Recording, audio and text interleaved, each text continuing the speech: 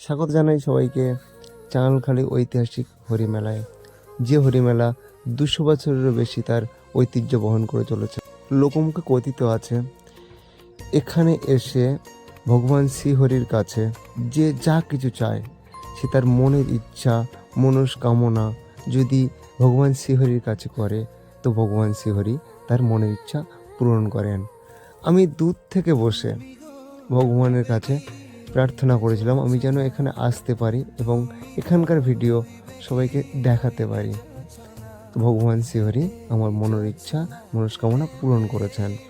ভগবান তো নিজে থেকে করেন না, কিছু কিছু জিনিস আমাকে করিয়ে দিয়েছিলেন একটা মানুষের হাত ধরে।